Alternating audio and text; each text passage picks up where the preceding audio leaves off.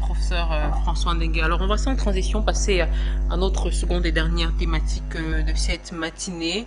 En 25 minutes, on va pouvoir très rapidement dire un mot là-dessus, chers invités. Alors, vous le savez certainement, vous l'avez certainement écouté, l'ancien président français François Hollande, qui, dans un entretien il y a quelques jours, 3 jours précisément avec France 24 et RFI, il a donc déclaré que les réseaux alimentés par les Russes sont les néocoloniaux. Donc, d'une certaine façon, il a accusé la Russie, voilà, de coloniser l'Afrique. Qu'est-ce que vous en pensez? On va tenter de comprendre cette déclaration de l'ancien président François Hollande, qui 10 ans après le lancement de Serval au Mali, l'ancien président, dans cette interview, a déclaré que l'opération militaire française sous le nom de Serval, puis de Barkhane, n'a été en aucun cas un échec. Alors, sur cette question, je vais commencer avec vous, Christelle. Alors, vous avez peut-être suivi cette déclaration, cette interview de François Hollande. Que pensez-vous?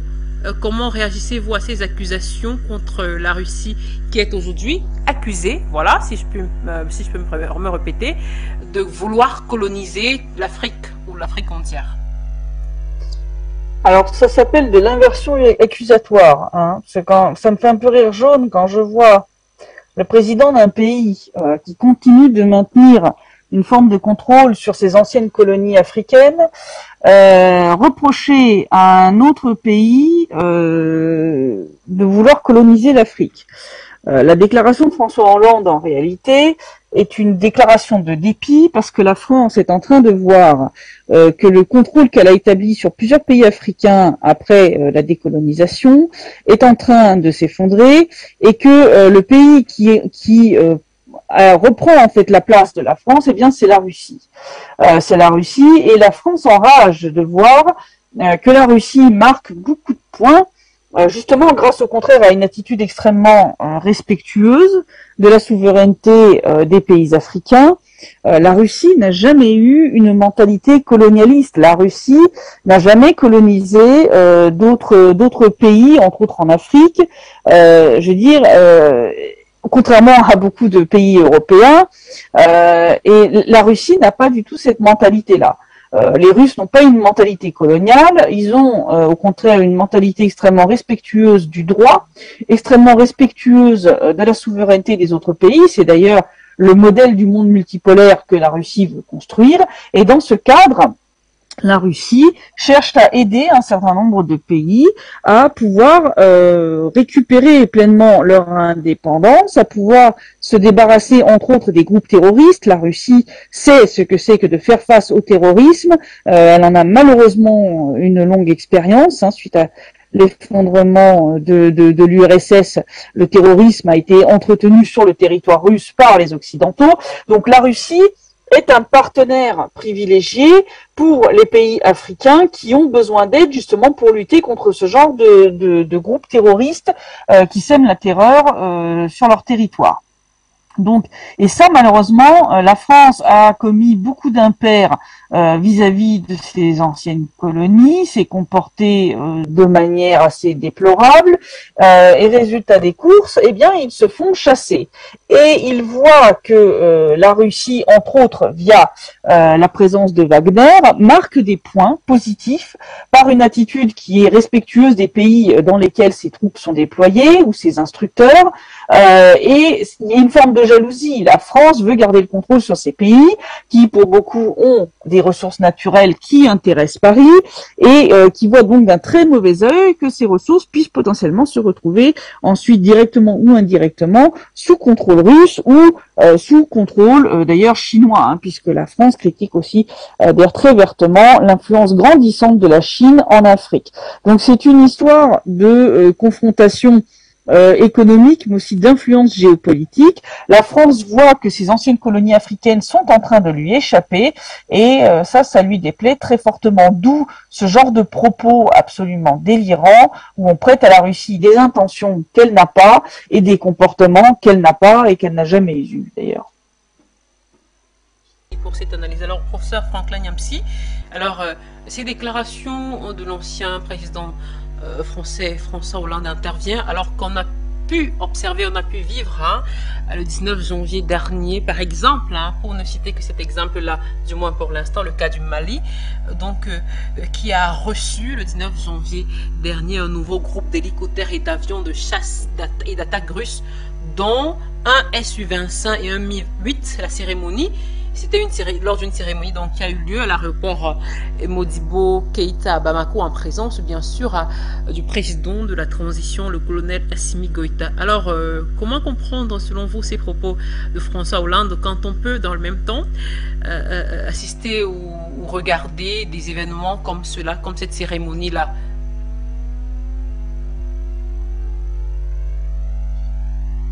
Merci. D'accord. Les propos de monsieur François Hollande, ancien président de la République française, ancien premier secrétaire du Parti socialiste, s'inscrivent dans le cadre d'une vaste offensive communicationnelle initiée par le régime du président Macron pour faire face à sa chute dans les opinions africaines et à ses déconvenues sur le terrain économique, militaire, sur le terrain de la jeunesse africaine et des diasporas africaines. Alors, dans ce cadre-là, M. Macron a fait un partage de responsabilités dans le cadre de la contre-offensive communicationnelle, dont d'ailleurs RT France, entre autres, a payé les frais. Vous vous souvenez que dès 2019, Nicolas Sarkozy, ancien président de la République française, par ailleurs poursuivi en France pour de nombreuses affaires criminelles, a été quand même nommé haut représentant de la République française au Moyen-Orient. Il a été nommé ambassadeur plénipotentiaire, chargé, pour ainsi dire, de laver blanc, plus blanc que blanc, la diplomatie de la France en Orient, au Moyen-Orient. François Hollande se trouve être en fait, de manière officieuse, le chargé, le haut représentant d'Emmanuel Macron pour polir, lisser, récupérer les lambeaux, les débris de sa diplomatie africaine. Il y a eu un partage de tâches qui vient du fait que François Hollande avait eu un moment d'euphorie, celui de 2013, lors de l'intervention militaire française qui avait stoppé la progression des djihadistes au niveau de la ville de Konna au Mali. Il y a eu un moment d'euphorie entre François Hollande, les populations africaines et une partie de l'opinion africaine que Emmanuel Macron aimerait exploiter pour faire de François Hollande l'équivalent de ce que Nicolas Sarkozy est justement au Moyen-Orient. Ça, c'est la première chose. Mais, deuxième remarque à propos de M. Hollande, il ne faut pas se tromper sur lui, il a été élu en 2012 à la présidence de la République française sur la base d'un programme. Un programme en 60 propositions. Et moi, j'étais à l'époque membre du Parti socialiste, j'ai participé à sa campagne. Et j'ai gardé comme souvenir de cette campagne, eh bien, ce drapeau que je vous montre ici. Le drapeau de la campagne de François Hollande, en 2012, le voici. C'était, eh bien, le changement, c'est maintenant. Le changement, c'est maintenant. Je l'ai gardé pour pouvoir systématiquement illustrer mes interventions sur cet homme politique en me souvenant de l'avoir aidé à être élu président de la République française, d'avoir cofinancé sa campagne comme tous les membres du Parti socialiste que j'ai quitté depuis lors. Mais enfin, François Hollande avait proposition numéro 58, une proposition phare pour laquelle nous l'avons élu en France. Il disait « Je romprai avec la France-Afrique » pour établir une relation d'égalité, de confiance et de solidarité avec les peuples africains, avec les États africains. Donc François Hollande est un homme politique issu de la gauche, on va dire socio-démocrate, plutôt libérale française, qui reconnaissait le fait néocolonial au moment de son élection comme justement président de la République en 2012 et qui promettait d'y mettre fin, c'est-à-dire mettre fin à la présence militaire française en Afrique, mettre fin au franc CFA, monnaie coloniale française en Afrique, mettre fin au soutien aux dictatures, aux fraudes électorales, aux viols constitutionnels, aux présidences à vie. Quatrièmement, mettre fin à la répression culturelle de la France en Afrique à travers le contrôle mental de la circulation des idées à travers les organisations de la francophonie. C'était ça sa promesse. Mais qu'est-ce qu'il a fait à peine un an plus tard? Il est élu en 2012 et un an plus tard, Opération Serval. Opération Serval au Mali. De l'autre côté, il y avait Opération Serval, bien sûr, en Sangaris, en Centrafrique. Mais Serval, ma chère madame et chers panélistes, chers téléspectateurs d'Afrique Média, Serval est basé sur une lettre, à l'origine, écrite par le président intérimaire du Mali, Dioncounda Traoré. Dans cette lettre, la République du Mali demandait à la France d'apporter un appui-feu aérien et un soutien, un renseignement militaire à l'armée malienne. Entendu que l'armée malienne devait mener la reconquête terrestre de son territoire. L'armée française ne l'assistant que par un appui-feu aérien et par du renseignement militaire, puisque la France dispose de satellites qui voient tout ce qui se passe dans le Sahel. Mais qu'est-ce qu'on a vu? Au lieu de respecter la lettre de la demande et l'esprit de la demande malienne, François Hollande fait débarquer 4500 hommes sur le terrain malien, et l'armée française occupe militairement le sol malien. Mais il ne s'arrête pas là, François Hollande. Il accompagne l'armée malienne pour stopper les djihadistes, comme on les appelait alors, avant de découvrir que c'était des terroristes au service de l'impérialisme otanien. Mais lorsque, après avoir reconquis les villes de Tombouctou et de Gao, l'armée malienne, et là il y avait un certain colonel Assimi Goïta à la tête des troupes de terrain, lorsque l'armée malienne veut reconquérir sa pointe, la pointe nord du pays, la ville de Kidal, l'armée française l'en empêche, au motif qu'il y aurait une débauche d'énergie, il y aurait un rapport de force asymétrique entre le mouvement sécessionniste, entre les terroristes d'Al-Qaïda et de l'État islamique, d'une part, et d'autre part, l'armée malienne. L'armée française va jusqu'à désarmer des détachements de l'armée malienne et leur confisquer leurs armes. Donc, vous comprenez que l'opération Serval, dès 2013, a été lancée sur la base d'un échec. Il s'agissait en fait de stabiliser l'instabilité du Mali, non pas d'y mettre fin, car avoir empêché l'armée malienne de reconquérir totalement son territoire annonçait déjà que l'armée française ne conduirait pas la lutte antiterroriste à son bout. 10 ans plus tard, échec total. Les terroristes ont métastasé leurs cellules sur les plus de 1 241 000 km² de territoire malien. Il y a donc une triple faute de la France envers les Africains en général et les Maliens. C'est la traite négrière, le code noir de Colbert, c'est la barbarie coloniale, c'est la pseudo-décolonisation en nous maintenant dans des indépendances sous haute surveillance avec 12 000 militaires encadrant les Africains, la monnaie CFA pompant les réserves de change des Africains, le soutien aux pires dictatures, la répression culturelle. Madame, il y a quelqu'un qui a dit tout cela en une petite vidéo que je vous fais écouter. Monsieur Chirac, est-ce qu'il peut conclure après la parole aux autres panélistes? Monsieur Chirac. C'est de l'argent qui est dans d'autres fortunées, qui a précisément de l'exploitation depuis des siècles.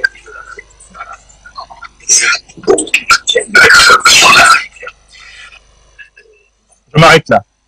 Une grande partie de l'argent que nous avons dans notre porte-monnaie en France vient de l'exploitation depuis des siècles de l'Afrique. Et c'est ce qui se passe au Mali. Professeur Niamsi, s'il vous plaît, pour sortir très rapidement en quelques secondes, que dit-il? Est-ce que vous pouvez redire ces propos-là? On n'a pas bien écouté. Je vais vous les citer. Je vais vous les citer, d'autant plus que je les ai republiés sur ma page Facebook. Je les ai immédiatement là, sous les yeux. Oui, allez-y. Jacques Chirac dit ceci: on oublie seulement une chose, c'est qu'une grande partie de l'argent qui est dans notre porte-monnaie, en France, vient précisément de l'exploitation, depuis des siècles, de l'Afrique. Pas uniquement, mais beaucoup vient de l'exploitation de l'Afrique. Alors, il faut avoir un petit peu de bon sens, je ne dis pas de générosité, de bon sens, de justice pour rendre aux Africains, je dirais, ce qu'on leur a pris. D'autant que c'est nécessaire si on veut éviter les pires convulsions ou difficultés avec les conséquences politiques que ça comporte dans un proche avenir. Fin de citation. Chirac avait annoncé les raisons pour lesquelles la France ne peut pas aujourd'hui prétendre accompagner les Africains dans la lutte antiterroriste alors qu'elle a participé aux côtés des États-Unis, aux côtés de la Grande-Bretagne à la destruction de la Libye et à la déstabilisation du Sahel. Et je finis par une citation que j'ai gardée, celle d'Emmanuel Macron, l'actuel président de la République française, ma chère dame. Dans le Figaro de juin 2017, Emmanuel Macron a dit ceci: nous, Français, nous avons eu tort de faire la guerre contre la Libye, car il en a résulté des États sahéliens faillis et depuis lors, partout en Afrique, des groupes terroristes qui prospèrent. Fin de citation. Je vous remercie. Qui vous remercions, professeur Franklin Niamsi. Merci beaucoup pour toutes ces analyses. Alors, on va sortir avec vous, Gamal Abina, professeur François Ndengue, très rapidement. Alors, je commence par vous, Gamal Abina. Alors, Gamal Abina, vous avez également suivi ces accusations d'une certaine façon portées par l'ancien président français Emmanuel Macron vis-à-vis de la Russie. Qu'est-ce que vous en pensez à la question de savoir si le groupe paramilitaire russe Wagner peut réussir là où les Français ont été à la peine? Eh bien, il a répondu, François Hollande, s'il vous plaît, il a répondu, je cite, « Y a-t-il moins d'attentats et moins d'actions djihadistes depuis que les Français sont partis? Non, c'est pire. Le djihadisme frappe même désormais au sud Mali. Or, Wagner est un groupe privé qui vit des prédations qu'il opère. Les néocoloniaux, ce sont les hommes de Wagner. » Qu'est-ce que vous en pensez? Je pense que François Hollande est un menteur, tout simplement. Un menteur, un type sérieux, un manipulateur. Depuis que les Russes sont intervenus et ont accompagné les forces maliennes, parce qu'ils accompagnent les forces nationales maliennes, étrangement, ce terrorisme s'est déporté sur le Burkina, qui lui-même est en train de faire face à ces difficultés. Ces troupes, les troupes terroristes, se sont déportées. Depuis 6 mois d'intervention, le résultat, c'est qu'il n'y a plus d'attaque. Donc déjà, il ment. Ensuite, François Hollande est un menteur à double titre. Il est insultant parce qu'il prétend transformer la colonisation en ce qu'elle n'est pas. La colonisation, son cher papa, qui était un attaché de l'OAS, quelqu'un qui aimait l'OAS, ça les gens ne le savent pas, donc ça veut dire l'OAS, c'est l'organisation de l'armée secrète, qui était un groupe terroriste français qui voulait garder l'Algérie française. Voilà qui est François Hollande. François Hollande, lancé par François Mitterrand, le criminel de guerre qui a assassiné 67 Algériens en leur coupant la tête et qui voulait garder l'Algérie française aussi. Donc, François Hollande est un homme qui sait très bien ce qu'est la colonisation, puisqu'il a été lui-même un partenaire d'un des plus grands coloniaux de la France, qui était Mitterrand, le criminel de guerre. Je détestais cordialement, je lui garantis, il n'a aucune sympathie pour ce criminel. C'est ce même criminel qui a attaqué l'Irak en 91, il faut jamais oublier qui est François Mitterrand et qui a attaqué la Libye en 86. Donc cet homme ose nous expliquer que les Russes, qui n'ont pas pris le pouvoir en Afrique, qui n'ont pas positionné des soldats pour occuper les territoires, massacrer les populations, violer les femmes, piller les ressources minières et les richesses gratuitement. Les Russes viennent dans l'Afrique, non pas pour cela. Ils sont payés pour venir, c'est vrai, mais il faut le travail qu'on leur demande de faire. Les coloniaux ne font pas le travail qu'on leur demande de faire. Les coloniaux viennent violer, tuer, piller, exploiter, massacrer, et parfois faire des colonies de peuplement comme on l'a vu en Algérie. Donc quand François Hollande nous parle de colonisation, d'abord, soit c'est un imbécile qui ne sait pas de quoi il parle, mais je ne le crois pas, soit c'est un simple menteur, et je répète à nouveau menteur et lâche qui n'assume pas ses défaites, et qui voudrait transformer les défaites, l'opération Servette qui est devenue un Barkhane, en victoire, et transformer les victoires russes en défaites alors qu'il a fallu 6 mois pour régler le problème dans le Mali.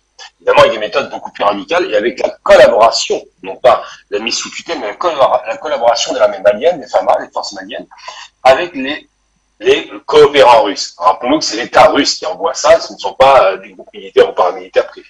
Ça, c'est encore un mythe qui a été fabriqué par François Hollande. Donc, lorsqu'il veut insulter l'Afrique dans son entier en nous expliquant qu'il y aurait un pays qui serait colonialiste, rappelons que les Russes ont été colonisés 4 ans par les nazis, pas le ministre, et que ce pays, la Russie, voudrait réduire l'Afrique à l'état d'esclavage, comme a été réduite l'Afrique par les Français, les Anglais, les Espagnols, les Portugais et les Belges à l'esclavage, quand il fait ce mélange de genres, c'est quelqu'un à la fois de douteux, de menteur, de lâche, qui n'assume pas la réalité de son passé et du passé de son pays. Donc la colonisation est un système de prédation organisée, de vol organisé, d'esclavage de masse, qui était destiné à enrichir le pays d'origine. D'ailleurs, c'est bien d'avoir rappelé, j'apprécie ce qui était dit par le professeur, qu'effectivement, Jacques Chirac, qui était le plus lucide des présidents français pour le coup de la Ve République, a reconnu qu'effectivement, ça a permis d'enrichir la France dans les proportions abyssales, et que de l'autre côté, je ne crois pas que la Russie s'enrichisse sur l'Afrique, loin s'en faut. La Russie fait son travail comme n'importe quel prestataire de service. Lorsqu'on lui demande de faire un travail, elle fait le boulot et elle est payée pour ça, c'est normal, il n'y a pas de choc là-dessus, mais elle ne vole pas. Alors que la colonisation est un vol. C'est-à-dire qu'on ne demande pas aux gens qui sont sur place s'ils ont le pouvoir, non, ils l'ont pas. Et s'ils ont le droit de se défendre, non, ils n'ont pas le droit. Et surtout, on leur demande pas si on peut prendre leur richesse, on les vole. Donc, il ne faut pas tout confondre. Ensuite, la colonisation est un système de prédation qui a plus réduit l'esclavage. Pourquoi? Parce que quand on entend, alors je vais revenir vraiment, je répète à chaque fois, les feignants, les colons, je parle des feignants colons. Je dis bien colon égale feignant, pas travailleur, qui réduisent à l'esclavage les populations et qui nous annoncent aujourd'hui que la colonisation a construit en Afrique. La colonisation n'a rien construit en Afrique. La colonisation a exploité des populations jusqu'au sang, jusqu'à la mort. On se souvient par exemple pour le Cameroun de cette fameuse route du chemin de fer qui a tué des milliers de Camerounais. On se souvient d'Algérie, de ces ponts suspendus à Constantine qui ont tué des milliers d'Algériens. Les Français ne travaillaient pas en Algérie. Ils fouettaient, ils donnaient des ordres, ils réduisaient l'esclavage pour faire en sorte de construire l'empire colonial et uniquement pour exploiter les richesses. Donc non, c'est pas sérieux de parler de colonisation. C'est des termes qui sont destinés à déstabiliser l'action russe en Afrique. Je considère que le partenaire russe, s'il reste partenaire, ne posera aucun problème, tout comme le partenaire chinois qui a apporté 1000 fois plus en Afrique que 60 ans de présence néocoloniale française. Donc il faut être un peu sérieux. La colonisation, c'est quoi? C'est tenir les richesses d'un pays sans jamais et la population de ce pays en bénéficie. C'est réduire ces pays à l'état de clochard, on l'a vu en Algérie avec la clochardisation généralisée du peuple algérien et de l'Afrique en général, c'est les réduire pour des raisons racistes. Je ne crois pas que les Russes soient racistes quand ils vont en Afrique. Je crois bien que les Français, quand ils vont partir, quand ils vont d'un territoire à l'autre avec leurs militaires et qui tuent les populations civiles, ont une action raciste parce que précisément ils ne respectent pas la vie. Donc la colonisation, c'est à la fois du racisme, de la spoliation, du viol, du vol, du massacre de masse, de l'exploitation, de l'esclavage, c'est ça la colonisation. Et je tiens à dire à haute voix maintenant, lorsque l'Afrique dans son entier, du nord au sud, d'est en ouest, sauf l'Éthiopie qui a échappé à ça, est colonisée, l'Afrique devient l'esclave de la France, de l'Angleterre, de l'Espagne, de la Hollande pour partie, surtout du Portugal évidemment, et de la Belgique.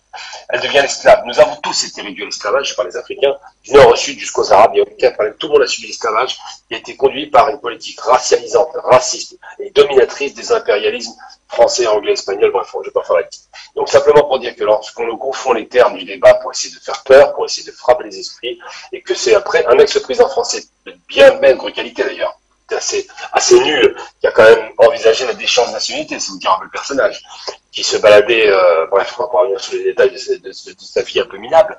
Quand cet homme-là vient nous expliquer, après avoir été un raté total de la présidence française, un des plus mauvais présidents après Sarkozy, nous expliquer aujourd'hui ce qu'est la colonisation, en revisitant cela avec ses propres termes, je ne les accepte pas. Donc quand cet homme se regarde dans un miroir et se rappellera que son père était un fan de l'OAS, organisation terroriste qui voulait l'Algérie française, et nous expliquer maintenant ce qu'est la colonisation, je ne l'accepte pas et je le refuse.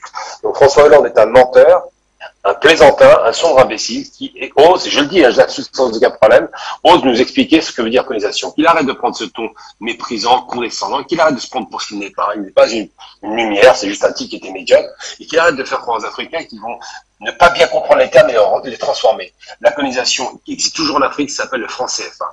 Un point à la ligne. Les Russes n'imposent pas de monnaie, n'imposent pas leur présence. Et si demain les Maliens demandent aux Russes de partir, ils partiront. Quand on a demandé aux Français de partir, ils ne sont jamais partis, il a fallu la guerre pour cela. Voilà ce qu'est la colonisation.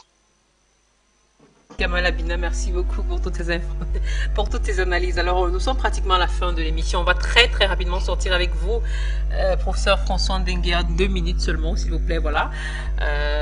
Soyez très bref et on va sortir toujours sur cette question donc concernant les déclarations, les propos de l'ancien président François Hollande. Donc après 10 ans après Serval au Mali, eh bien l'ancien président a assuré avoir décidé de cette intervention-là à la seule demande du peuple malien. Il a dans cet entretien défendu son bilan des opérations françaises dans la région et puis il s'est dit peiné justement de voir le groupe russe Wagner selon lui, parvenir à convaincre une partie de la population malienne qui la protège mieux du djihadisme. Et il a dit, pour conclure, ce sont eux les néocoloniaux. Qu'est-ce que vous en pensez, professeur François Ndenguia? Rapidement, s'il vous plaît. Oui, je vais essayer d'être bref. Et beaucoup de choses ont été dites qui sont exactes et j'approuve la plupart des choses qui ont été dites. Les propos du président Hollande sont ce qu'ils sont. Mais la réalité peut être différente et peut certainement être très différente. Et à propos même de son action, quand François Hollande a lancé l'opération sur le Mali, la chaîne de télévision France 24, pour ne pas la nommer, m'avait invité et sur le plateau, je m'y étais opposé. Je m'y étais opposé par principe parce que je dis que les forces étrangères n'ont pas à venir défendre les Africains. Les Africains doivent pouvoir s'organiser pour se défendre. S'ils ne peuvent pas se défendre, ils redeviendront esclaves et ça les regarde. Ils n'ont pas appelé les Anglais, il n'y a aucune raison qu'un Français aille mourir pour l'Afrique et ça fait 60 ans qu'on a des armées, ou alors c'est des armées de parade qui font les défilés, ou bien c'est des armées nationales qui assument le devoir national quand le moment est venu. Bon, mais je passe là-dessus. Sur le fond de la question que vous posez, et enfin, le professeur Niamsi a rappelé des faits qui montrent que je n'avais pas tous ces éléments à l'époque, mais moi je me suis toujours opposé à l'intervention militaire étrangère. Maintenant, sur le problème colonisation, les Russes sont en train de coloniser. Je crois que le président Hollande marche sur un terrain très glissant et qui risque de retomber très dangereusement sur la face de la France. Parce que l'histoire est là. Et si on n'a qu'à regarder l'histoire des relations de la France avec l'Afrique et la comparer à celle de la Fédération de Russie aujourd'hui avec l'Afrique. Et le président Hollande, il faudrait qu'il y ait de la suite dans les idées. Et si on fait cette comparaison, je ne vais pas rappeler les missions de Voulet-Chanoine, de l'opération dite de l'Afrique centrale, qui a massacré des dizaines de milliers de personnes. Je ne vais pas rappeler tous les massacres coloniaux. Mais le président Hollande, en parlant comme il parle, peut réveiller des souvenirs qui sont plutôt enfouis, et la France a intérêt même, et fait tout pour que ces souvenirs soient oubliés. La relation de la Fédération de Russie avec l'Afrique est une relation qui plaide en sa faveur. Accuser les Africains de faire de la propagande des Russes ou bien d'être à la solde de Poutine, c'est vraiment prendre les Africains pour des écervelés qui ne savent pas lire l'histoire et ne savent pas ce qui s'est passé. Vous savez que nous sommes aujourd'hui au mois de janvier. Et au mois de janvier, nous avons eu beaucoup de morts. Et des morts dont certains dirigeants extrêmement importants dans l'histoire d'Afrique. Et vous allez voir que dans ces morts, dans tous les cas, il y a toujours une main ou française ou américaine ou colonialiste ou les esclavagistes. Je vais commencer par les 3 morts qu'on a assassinés le 17 janvier 1961 au Katanga, à savoir Patrice Lumumba, Maurice Mpolo, qu'on oublie souvent, et l'autre c'est Joseph Okito. Ces 3 ont été massacrés sur l'ordre du président Eisenhower, avec la complicité du président Kennedy et de toutes les chanceliers occidentales depuis la France, l'Angleterre, etc. Et je peux parler aussi du président Sylvanus Olympio, qui lui a été assassiné le 13 janvier 1963, si je me trompe. Et là encore, c'est pas la Russie. C'est pas la Russie qui a assassiné ces gens. Je peux parler de Ernest Ouandier, assassiné le 15 janvier 1971. Je peux parler aussi d'Amilcar Cabral, assassiné le 20 janvier 1973. Donc, la Russie est innocente dans cette histoire. Et si le président Hollande, ou les Français, ou même les Américains, parce qu'au moment où nous parlons, la ministre des Finances des États-Unis est en Afrique et fait toute une campagne contre la Russie. Les Africains ne peuvent pas être contre la Russie, du moins des Africains conscients. La Russie s'est toujours trouvée du côté des Africains dans tous les moments. Si je vous prends le cas de Lumumba, savez-vous que Lumumba, Khrouchtchev et l'Union soviétique ont tout fait pour essayer de sauver Lumumba. On se demande comment Lumumba se déplaçait. La Russie, à l'époque, a offert un avion avec équipement, un Ilyushin, avec un équipement à Patrice Lumumba, afin qu'il effectue ses déplacements. La Russie était là pour aider. Et au moment où je dis, et ce que je dis, vous pouvez aller lire le livre de l'historien belge de Witt, qui a écrit que Eisenhower, le président américain Eisenhower et Kennedy qui venait d'être élu, puisque Eisenhower, qui était le président sortant, avait déjà donné l'ordre.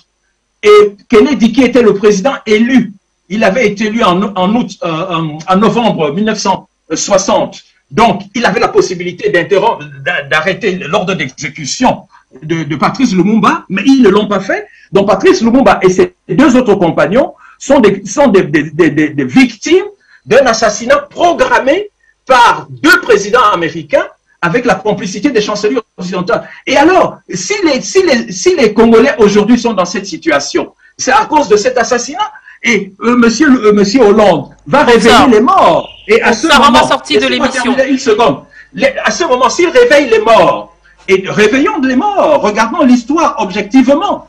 Quelle était la position des Russes? Qui était l'ami de Lumumba? Qui essayait d'aider Lumumba? Et qui a assassiné Lumumba? Donc, je crois que, pour résumer, je ne veux pas être impoli vis-à-vis du président de la République française ou de l'ex-président de la République française. Les historiens sont là.